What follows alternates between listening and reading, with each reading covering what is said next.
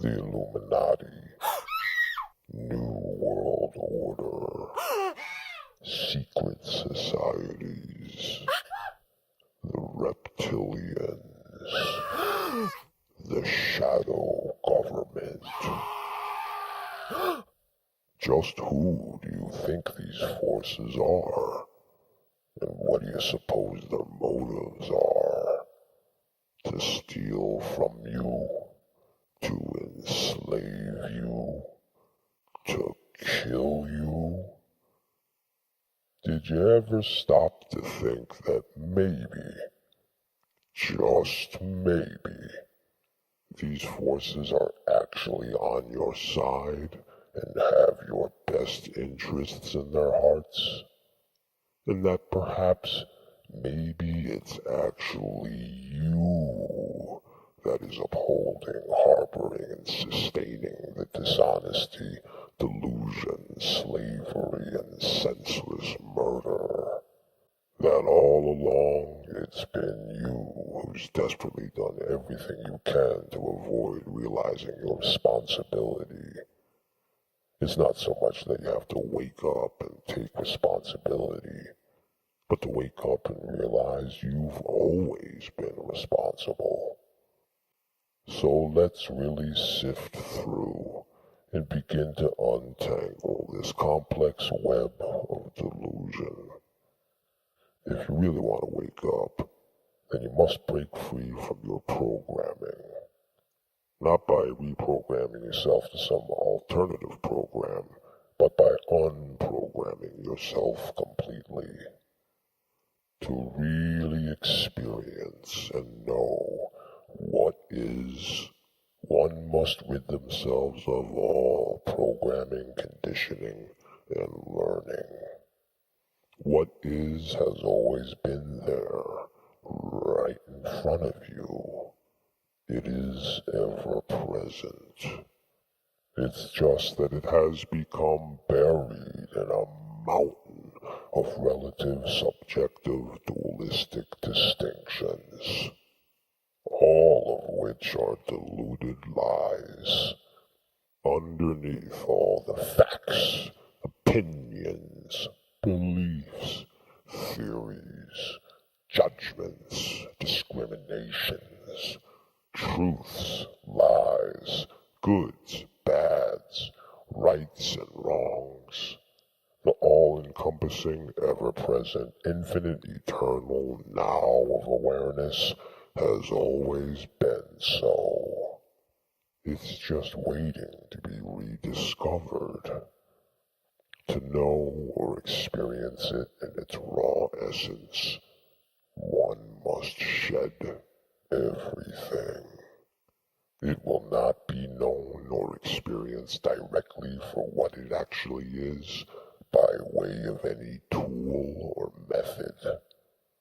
Not by logic, reason, common sense, rationality, fantasy, imagination, brain confirmations, or sense perceptions. It cannot be filtered, converted, interpreted, or translated. In fact, it is these very processes and methods that keep it elusive and out of reach. Pure awareness can be known through pure awareness.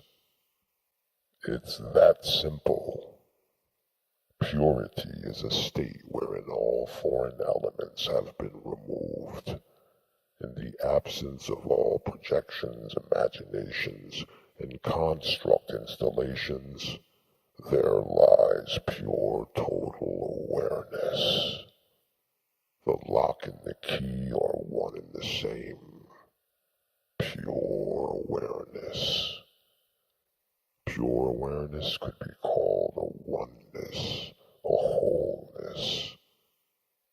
And one of the major obstacles that many aspiring spiritualists encounter on the path is seeking to know this wholeness while still holding on to separatism. If you want to complete your quest, you can't have it both ways. Actually, you already have it both ways in that you are a separatist within a oneness, But if you're ever going to hope to transcend Maya, to see beyond the illusion, to break free from the matrix and solve this puzzle, the enlightenment will not be realized through illusion, separatism, and relative subjective dualistic distinctions. It is these delusions that become a self-imposed obstacle that the ego uses to keep itself lost, keep itself confused, and mired down. Transcendence will not be found by attaching to an obstacle. However, the obstacles can be used as launch pads, so to speak, to propel us towards transcendence. How are you utilizing your obstacles? An obstacle, metaphorically speaking, is like a wooden board. It can be used either to walk the plank and fall off into the ocean and sink and drown, or as a springboard to launch us to great heights. So, unfortunately, it's not good enough to try and grasp the oneness intellectually. Nevertheless, I will make an appeal to your intellect in the hope that through intellectualized wisdom, you may unintellectualize it. There is a oneness that we always are, but have been seemingly separated from. This, of course, is the illusion. But whether we are caught up in illusory separation or have become one with the oneness, so to speak, we are always the oneness. This, of course, means that from the illusory standpoint of separation, oneness seems to be the illusion.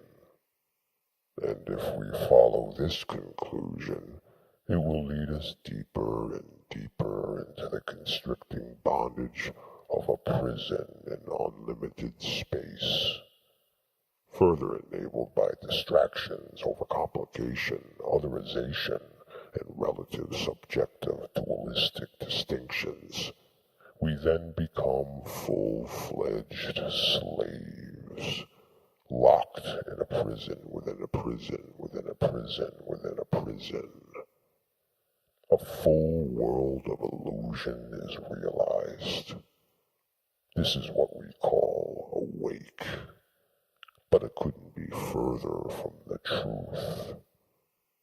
We then become burdened with beliefs, expectations, things to defend, causes to fight for, things to hold on to, things to lose, and forces to fight against, all of which is reinforced by a context that deceptively verifies itself to the false sense of self, the deluded ego. The ego, of course, really doesn't have a substantial existence, except in an imagination. This infuriates the ego, and compels it to do everything it can to prove it exists, thereby putting it into conflict and rebellion against its true essence, pure awareness, what we could refer to as the higher self, or as Freud labeled it, the superego. The higher self in no way means the ego any malice or ultimate harm. Quite contrary, the higher self utilizes anything and everything possible to benefit the ego in the forgotten quest of transcendence, enlightenment, and freedom from all things. So the ego doesn't ultimately know what's best for itself. The ego only knows self-importance and desire, and a duality of causes and effects that foster a condition, otherwise known as a karma. Karma is right now. Forget everything you've heard about past actions, previous lives, and reincarnation. Karma deals in right now. As long as we want to keep exploring dreams and remain connected to a multitude of relative, subjective, dualistic distinctions that we associate a self with, being an organism with a gender and race, with feelings, beliefs, and thoughts, living in a world, in a universe, then we are subject to conditions. That's karma in a nutshell. But if we want to disconnect from the illusion and follow our true self, awareness back to the source and rest in it, then detaching from all these associations is a viable and available path. And it's important to understand that we are never going to perfect our karma. This is impossible. The perfect karma is no karma. The ego only reaches perfection when it dies, and the ego will only die when the seeker surrenders and lets the higher self take over. Oneness and wholeness is about more than just verbalizing it. Spiritualists are constantly saying, we are all one. It's psychologically and intellectually satisfying, isn't it? But one has to take it a step further and actually be it. The sooner one realizes they are responsible for all that is, the sooner one will make progress on the spiritual path. All the struggles, suffering, obstacles, evil, and opposing forces that we perceive as out to harm us are actually motivational exercises you have set up for yourself to help benefit you and propel you to let go of the ego and surrender to the higher self. The ego is a self-centered, deluded, ignorant fool with a limited perspective. It is by no means qualified to judge what's best for itself or to question the higher self's methods and tactics, no more than a child knows better than his parents. Surrender it all. See where it takes you. The negative forces that we feel compelled to fight and resist are actually our friends, and often some positive forces that we accept and follow are setbacks. But this is very rarely realized because one of the things the ego loves to do, which helps insulate it and sustain its delusion, is to play the victim.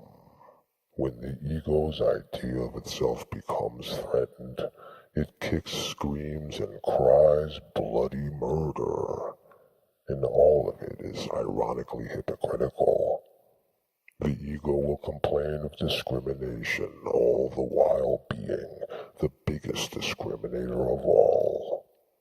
Egos complain of sexism while being gender mongers. Egos complain of racism while being race mongers. The ego doesn't like it when its sexual preferences are brought into question, 'cause after all, the ego is a sexuality monger. The ego doesn't like religious discrimination, being a religion monger. The ego is attracted to being repulsed. An ego's reality and karma are a reflection of itself. An ego associates friend with anything that will enable it. The ego associates enemy with anything that gives it tough love. The ego associates good with anything that tells it what it wants to hear, and bad with anything that tells it what it doesn't want to hear. Unfortunately, a true friend does not placate you, but instead slaps you around and humbles you. All things the ego desperately wants to avoid. An ego doesn't want to do any spiritual work. An ego wants to be indulged. The ego doesn't want to be set free. It would rather play the victim, or anything except escaping its prison. The ego is not concerned about overcoming any illusion. It's easier for the ego to place the blame on something it defines as external and completely avoid the internal. The ego wants to stand up against them and attach itself to right, love, and good. And this is why it avoids spirituality. The ego views spirituality as something that only holds it back from its fight. An ego doesn't want to hear about oneness, the illusion, detachment, or recognizing any matrix. An ego really wants to get entangled in relative, subjective, dualistic distinctions. An ego avoids a clear mind at all costs. An ego doesn't want to wake up. The ego wants to fight others. But ultimately, there are no others to fight, resist, or oppose the ego. The ego is only fighting, resisting, and opposing itself. Just like in a dream. If you dream you are a boxer in a heavyweight championship, and then you wake up, who exactly was the other fighter? The exact same thing is true for the mundane reality that we call life. There is no them to fight against. Standing up to external forces, what will it accomplish? There is nothing to hold on to or preserve. We need to let go of everything. All attachments must go. Often, evil people and monstrous corruption can be one of our greatest teachers. If we won't turn around and face what's internal, then it is almost mandatory that the external will come around and kick our asses to compel us. But if one really wants to truly get to the heart and essence of spirituality, surrender, stop resisting, and let go of it all. You have not ever gained a thing, and there is absolutely nothing to lose. There are only superficial attachments to dream projections and constructs of the imagination, the biggest one of which is the ego. This is the ultimate attachment. Beyond awareness, the higher self, anything you possibly could use to identify or associate or label an ego self with is a facade. There is no ego. There is no them, and there is no you. And so the opposing forces that are out to get you, what are they really after? Do you really think they actually want your house, your job, your money, your car, your wife, your children, or even your physical body? This is just as ridiculous as the concept of a god wanting money. There are no opposing forces. It always has been and always will be you, your highest essence. Who do you think you are to fight, resist, and question your higher self? Some people prefer to refer to the highest essence as God. Well, fine, same question. Who the hell do you think you are to fight, resist, and question God? And don't get it twisted. What your highest essence wants from you is not worship, faith, belief, obedience, loyalty, allegiance, hope, or love. These are all things that reinforce the ego. What your highest essence wants is the ego itself. And it will stop at absolutely nothing and use any and all means necessary until you relinquish it. There will be no oneness until there is surrender of the ego. And you could lose everything. Your wife, children, home, car, job, and be broke and destitute, homeless, living out in the streets. But even with all these losses, if you still insist on clinging to the ego, the pain, suffering, torment, and opposition will never stop, until finally you will die, not having completed the quest, and will thereby repeat the whole process over again, over and over, on and on, forever and ever, until you finally reach the point where you are able and willing to sever your attachment to the ego. But have no fear, because you don't have any enemies. Everything in the universe wants you to succeed. In fact, you only have one enemy that wants to hinder you, undermine, block, impede, slow you down, and see you fail. And who is that enemy? The devil? No, but this enemy is the closest thing to a devil that you could ever find. And so what is this enemy? Yup, you guessed it. The ego. The one and only true reptilian. Spiritualists often talk about how art, philosophy, spirituality, science, free thought, creativity, and imagination is shunned by the masses, condemned by religious dogma, and only cherished by a select few in secret. Sounds like the Illuminati to me. Spiritualists talk about major changes in consciousness, the ninth wave, 2012, how a better tomorrow is at hand, that what was on top will be on the bottom, and what was on bottom will be on the top. A utopian paradise of love, freedom, peace, and harmony. It sounds like a new world order to me. And as it turns out, the shadow governments don't want to enslave you. They want to set you free.